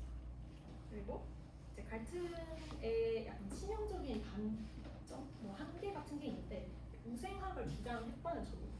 이게 여기에서 쭉 연결이 되는데 어쨌든 갈튼은 어퍼 테일을 되게 중요하게 봤기 때문에 그러면 우생학을 통해서 좀 더 좋은 특질의 사람들을 키우면 되지 않겠냐. 이 꼬리 쪽을 우리가 좀 잘 배양을 할 수 있지 않겠냐라고 얘기를 한 것으로 굉장히 논쟁적이고 좀 잘못된 결론을 이끌어냈습니다. 그래서 좀 오용하지 않도록 조심을 해야 된다. 그래서 경종을 울리는 하나의 케이스가 될 것 같고요. 그래서 갈튼이 주장한 것 중에 이제 회귀가 있는데 일단 이별량 정규 분포에서 코릴레이션이 이제 로로 주어질 때 x는 이제 아버지의 키고 y는 아들의 키일 때 그 조건부 기대값이 저렇게 주어진다. 선형 회귀식으로 주어진다. 라는 것을 아마 뭐 배우셨거나 아실 것 같습니다. 그래서 로라는 이 상관이 1보다 작기 때문에 이제 큰 키의 아버지가 뭔가 큰 키의 아들을 더 이렇게 낳을 것 같다고 생각을 하지만 사실은 그게 회귀한다. 평균은 다시 돌아온다. 그래서 아들의 키는 자기들 아버지의 키보다 작을 수밖에 없다. 이렇게 얘기를 하는 게 regression to the mean이고요. 그래서 정교화된 베리어블을 활용하면 뭐 아래 식과 같이 쓸 수 있습니다. 그래서 갈튼이 또 실제 데이터를 통해서 이거를 보인 바가 있는데 이제 205명의 아버지에게서 928명의 성인 이제 아들이 나와서 이제 키를 분석을 해봤는데 확실히 뮤 핵값이 x에서보다 y 값이 더 작아서 regression to the mean을 확인할 수가 있었고, 그래서 이제 여기에서 베파 값이랑 베파 핵값이랑 로 핵값까지 같이 이제 뽑아냈는데 이게 이제 최초의 실증적인 regression coefficient다라는 의의가 있습니다. 그래서 뭔가 뭐 이 예시에서 이제 regression to the mean이 뭔가 바이올로지컬한 요인이다 라고 오해를 할 수가 있는데 사실 그냥 이별량 정규 분포를 따르는 데이터는 무조건 regression to the mean을 할 수밖에 없다라는 것들을 캐치를 하는 게 좀 중요합니다. 그래서 이걸 오해하게 되면 뭔가 데이터를 활용을 할 때 좀 잘못 분석을 할 수가 있기 때문에, 그러니까 예를 들어서 시험 성적이 굉장히 낮은 학생들한테 이렇게 지도를 해서 시험 성적이 올랐다라고 생각을 해봤을 때 그럼 시험 성적이 오른 게 특별 지도를 해줘서 그 효과로 오른 거냐 아니면 이게 regression to the mean이냐 라고 했을 때 그 효과들을 잘 분리를 해서 보는 게 중요하다라는 거를 메시지를 가져가면 될 것 같습니다. 네, 낮은 점수가 있으면 당연히 높은 점수가 상대적으로 더 높은 점수를 오는 게 regression to the mean의 효과이기 때문에 그것들을 잘 제거를 하고 특별 지도의 효과를 좀 봐줘야 된다 하는 뭐 예시를 생각을 해볼 수가 있을 것 같습니다. 네, 다음으로 이어서 나오는 사람이 이제 피어슨인데, 피어슨은 통계적 추론을 좀 더 형식화한 의의가 있습니다. 그래서 먼저 기어를 좀 보면 스탠다드 디비에이션의 용어를 확립을 했고요. 그런 다음에 피어슨 분포족이라는 것을 이제 만들었습니다. 이게 처음 4개의 모먼트로 적합을 할 수 있는 분포 체계이고, 그다음에 제가 많이 쓰는 상관계수인 R을 이제 갈튼이 만들었던 그 회귀를 뭔가 대칭적인 척도로 형식화하는 차원에서 이제 만들어진 것이고, 그다음에 이제 메서드 오브 모먼트도 만들었고요. 그래서 이거는 모먼트랑 n분의 1의 시그마의 x, i의 k를 이제 이퀄레이트를 했다라는 그러한 방법이고, 그다음에 카이스퀘어드 분석 테스트도 발명을 했다라고 합니다. 그래서 피어슨 이전에는 뭔가 데이터를 다루는 방법들이 분야마다 되게 제각각이었는데 피어슨이 이렇게 포멀라이제이션을 하면서 통계학이라는 것 자체가 하나의 방법론이자 하나의 학문으로서 다른 분야에 범용적으로 쓸 수 있는 그런 보편적인 도구가 되었다라는 것이 피어슨의 기여라고 할 수 있습니다. 그리고 철학적으로는 피어슨이 과학의 분야에서 궁극적이고 형이상학적인 원인을 리젝트를 했습니다. 그래서 과학은 그냥 데이터의 규칙성을 기술을 해야 되지 이게 뭔가 형이상학적인 진리를 탐구하는 건 아니다라고 주장을 했다고 하는데요. 그래서 이게 좀 결정적인 그 무브먼트인 게 진리라는 게 존재를 하고 데이터는 거기에서 디비에이트를 한다라고 하는 에러 사이언스에서 데이터 자체가 그 탐구의 대상이다라고 하는 데이터 사이언스로 이게 옮겨가는 약간 분기점이 되었다라고 보시면 될 것 같습니다. 그래서 피어슨이 만든 것 중에 카이스퀘어 검정에 대해서 잠깐 들여다보면 이것도 뭐 아시겠지만 테스트 스태티스틱은 저렇게 표현이 되고요. 그래서 observed value랑 expected value 간의 차이를 제곱을 하고 그걸 expected value로 나눈 거를 싹 합하면 그게 결국에는 카이 제곱 디스트리뷰션으로 분포 수렴을 한다라고 해서 그 개념을 활용을 한 테스트 스태티스틱이 카이스퀘어 검정에 활용이 됩니다. 그래서 여기에서 피어슨은 카이 제곱 디스트리뷰션의 자유도가 k-1이라고 했는데 피셔는 여기에서 p만큼이 빠져야 된다 라고 주장을 해서 이 둘 간에 약간 이견이 있었다고 합니다. 그래서 둘이 되게 싸웠다고 하는데 사실은 이제 피셔가 맞겠죠. 왜냐하면 그 p계의 estimated 파라미터가 있을 때 이제 그것들이 자유도에 영향을 주기 때문에 그 파라미터의 개수만큼을 자유도에서 빼줘야 맞다라고 하는 게 수학적으로 옳아서 그래서 사실은 피셔가 맞아서 이제는 k-1-p의 자유도를 가진 카이제곱 검정을 활용을 하고 있습니다. 그래서 이게 이제 데이터가 분포 과정을 반박할 수 있는 최초의 형식적 방법이라는 것에서 이제 함의가 있는데요.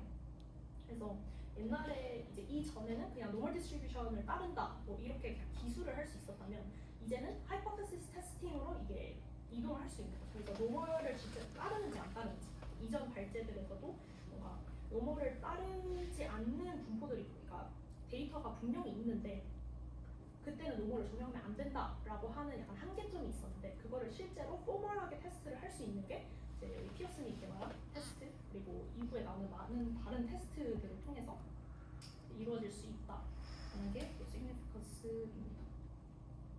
그래서 지금까지의 논의를 정리를 해보면 일단 아까 잠깐 언급했던 두 가지의 패러다임이 있는데요. 그래서 에러 사이언스는 가우스의 관점이고 데이터 사이언스가 퀴틀레, 갈튼, 피어슨 이런 식으로 좀 전례가 되는 그런 패러다임입니다.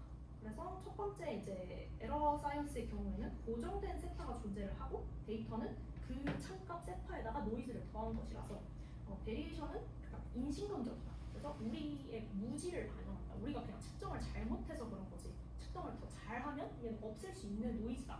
이런 인식을 하고 있는 것이고, 그래서 목표는 세타를 되살리는 거고, 네. 그리고 정규 분포는 오차의 법칙이고, 여기서 활용하는 거는 이제 뭐 최소 제곱, MLE 이런 것들을 활용을 해서 아까 공리로 증명을 했습니다. 그다음에 이제 그 데이터 사이언스의 경우에는 고정된 세타가 없고 분포 자체가 우리의 탐구 대상이 되고 그래서 베리에이션은 이제 존재론적이다. 그래서 베리에이션 자체가 노이즈라서 없앨 수 있는 게 아니고 그냥 실제한다. 그래서 우리의 목적은 그 모집단을 이 샘플을 통해서 잘 디스트리뷰션을 찾아내는 것이 목표가 되고 그래서 노멀은 그냥 자연적인 변동의 어떤 법칙을 기술하는 것이지 오차의 기술이 아니다. 그래서 뭐 모멘트, 코릴레이션, 분위소핏 같은 이제 이후에 사람들이 개발을 하는 그 도구들을 가지고 데이터 사이언스를 이제 할 수 있다. 이렇게 패러다임이 시프트를 했다고 보시면 됩니다. 그리고 이제 노멀이라는 그 단어 자체를 잠깐 들여다볼 필요가 있는데요. 그래서 노멀이 어떻게 뭐 발전이 된지 쭉 보면 처음에는 그냥 진짜 수직이다 이런 의미에서 그 다음에 이제 퀴틀레가 뭔가 평균적이다라고 하면서 이게 좀 좋다라는 의미로 사용을 했잖아요. 평균적인 인간이 이 사회의 프로토타입이어야 된다라고 얘기를 했기 때문에 결국에는 평균이 되게 좋은 거다라고 얘기를 했고 아이디얼하다라고 얘기를 한 건데 그 이후에 이거를 좀 답습을 해서 이제 메디슨 분야에서도 노멀은 건강한 거고 뭐 전체적으로 그다음에 이제 소셜 사이언스의 분야에서 노멀은 사회적으로 억셉터블 한 거고 괜찮은 거 수능 가능한 거고 그러니까 그런 식으로 계속 확장이 돼서 어쨌든 노멀이라는 단어가 노머티브로 옮겨왔다라는 점이 좀 철학적으로는 주목할 만한 점인 것 같습니다. 그래서 결국에는 이제 제너럴하게는 노멀이 약간 기대되는 평범한 이런 단어로 이제 쓰이고 있는 건데 결국에는 퀴틀레가 처음부터 그 평균적인 인간을 아이디얼한 인간과 동일시했기 때문에 평균으로부터 편차가 있으면 그거는 디펙티드 된 것이 되잖아요. 그래서 이것 때문에 이제 노머티브 슬라이드라는 현상이 이제 일어나는 것입니다.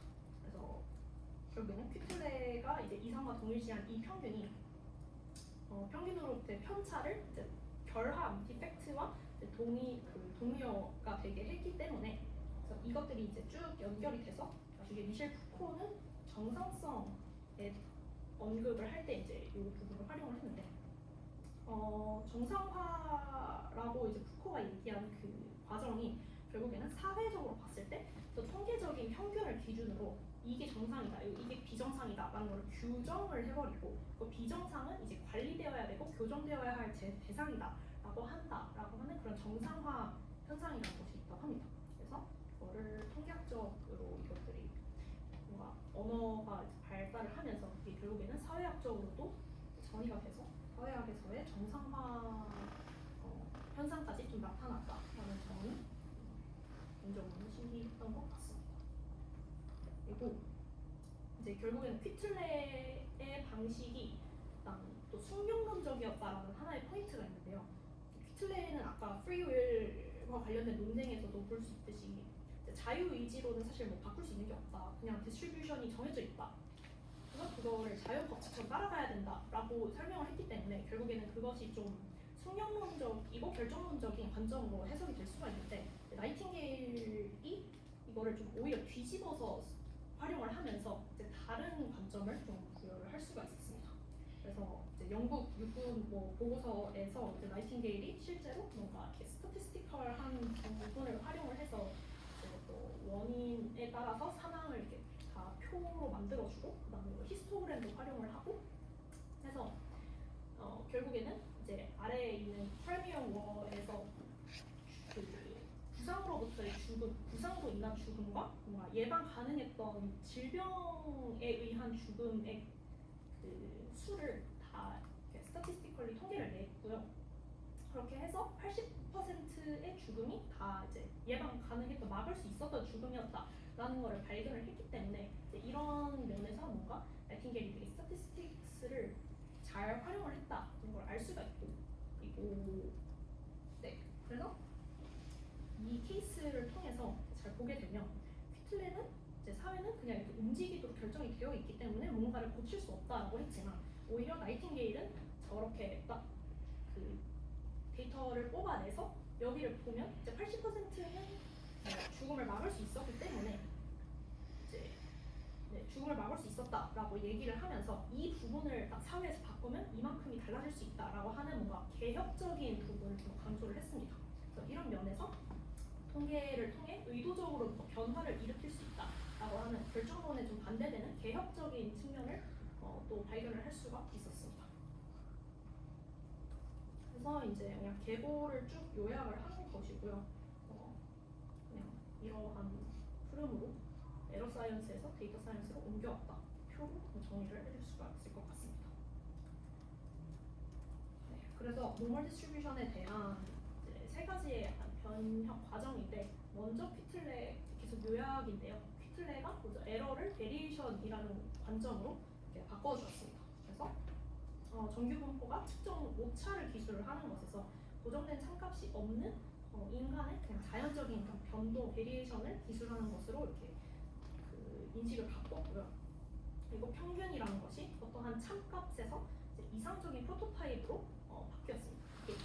그리고 이제 갈튼을 통해서는 디스크립션에서 컴패리슨으로까지 이제 확장이 되었는데 정규 분포가 원래는 이제 단순히 그냥 모집단을 기술하는 데 쓰였는데 이제는 개인을 비교하고 그 변수를 관련 짓는 데에 사용이 되었습니다. 그리고 이제 꼬리를 좀 긍정적으로 보게 되었고 회귀와 상관을 또 탄생을 시켰습니다.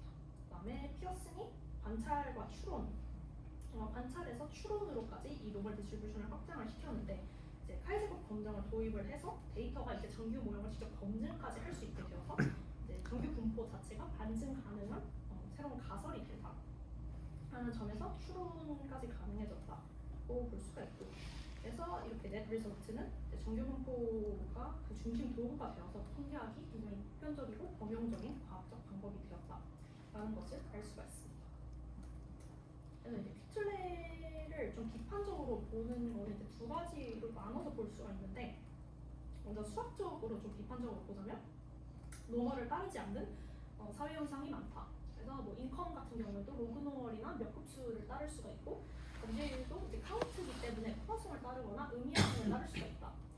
그런 식으로 노멀을 볼 수 있고 그래서 이거에 대한 뭐 대안을 생각해 보면 아까 피어슨이 한 것처럼 그냥 얘를 가설화시켜서 이제 테스트를 해보면 되겠죠. 그리고 인디펜던스는 이제 사실 소셜 컨테이전 하에서 좀 무너질 수가 있다. 그건 무슨 말이냐면 예를 들어서 사회학자였던 듀르켐이 자살 연구를 했었는데 이 자살 연구가 사실 사회적인 되게 전형 효과가 있다. 그래서 그 각각의 개인이 인디펜던트 하지가 않기 때문에 그 IID 과정이라든지 그런 것들을 쓸 수가 없다라는 것을 보였습니다. 그리고 이제 뭐 집단 수준의 통계가 개인에게 똑같이 적용이 되냐라고 하면 그것도 아닌 경우가 있다라고 하는 것도 약간의 비판점이 될 수 있고요. 철학적으로 봤을 때는 평균의 물상화라는 것이 좀 크게 비판을 받을 수가 있는데 이제 뮤라는 거는 그냥 수학적으로 나온 그냥 스태티스틱이고 수학적인 구성물이지 이게 뭐 실제 하는 사람이 아니다. 그래서 평균적 인간이라고 정의를 한 저 개인은 사실 실제 하는 게 아니다. 라고 하는 이제 비판점이 있을 수 있고 그다음에 앞에서 설명드렸던 놀머티브 슬라이드라는 게 있습니다. 그래서 average라는 것이 노멀과 동치가 되면서 그게 결국에는 아이디얼하다라는 것까지 규범적인 평가까지 들어가 버렸기 때문에 이렇게 생각을 하게 되면 조금 사회적으로는 위험할 수 있다라는 게 있고 그리고 이제 나이팅게일에 의해서 좀 반박이 될 수 있었던 페이탈리즘, 그러니까 숙명론 같은 경우에도 퀴틀레에게 조금 비판적인 부분이 될 수 있는데 네, 그래서 뭔가 프리 윌을 아예 없애버리는 시도는 사실 되게 잘못된 것이겠죠. 그래서 오히려 발상을 뒤집어서 이제 나이팅게일처럼 통계적으로 이러한 대출 수준을 빠르니까 우리가 오히려 더 이제 개입을 해서 고칠 수 있는 것들 좀 고쳐보자라고 접근을 하는 것이 좀 더 사회적인 관점에서는 사실 좋아 보입니다. 그리고 이제 갈튼과 피어슨이 둘 다 약간 우생학적으로 접근을 해서 이제 그것도 역시 굉장히 오용이며 그런 것도 좀 비판이 될 요지가 있습니다. 네, 그래서 또 똑같은 말이기 때문에 요약은 생략을 하고 발표는 여기서 마치도록 하겠습니다. 감사합니다.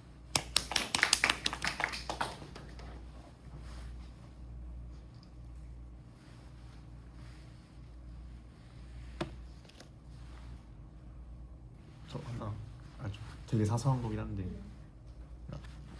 중요한 거 아닐까? 12쪽 보시면은 그러니까 피어슨이 원래 K만에 술랬다가 피셔가 막 잘 고쳤다 하니까 피어슨은 그러니까 증명을 똑바로 안 한 건가요? 아니면은 이게 어떻게 해야지 K-로 주장을 할 수 있었는지가 좀 이해가 안 가요. 그 시대를 살았고 있기 때문에 그걸 했는지 모르겠지만 뭔가 엄밀하게 저 에스티메이트 파라미터를 자유도로 넣어야 되냐 빼야 되냐에 대해서 피어슨이 되게 완강하게 P를 넣으면 안 된다라고 얘기를 했다는 걸 알고 있습니다. 본인만의 증명 과정이 있어요.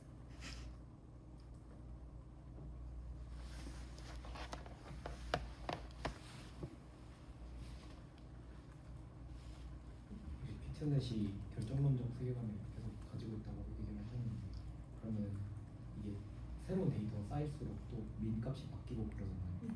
그럼 그거는 피트넷이 어떻게 해석을 했는지 궁금하거든요. 그러니까 노멀이라고 판단하는 기준이 계속 바뀌어버리면 그걸 결정론이라고 판단할 수 있는가? 그건 뭔가 시대적인 한계가 있었을 것 같은데 그러니까 지금은 이제 데이터가 빨리빨리 수합이 돼서 또 계산도 더 빨리 바꿔서 할 수 있고 하니까 그렇게 생각을 하겠지만 이제 당시에 활용했던 데이터셋 한정의 데이터도니까 뭔가 한 데이터셋을 보고 U가 나왔고 이게 참 값이다 이 정도까지밖에 생각을 못했던 것 같습니다. 감사합니다.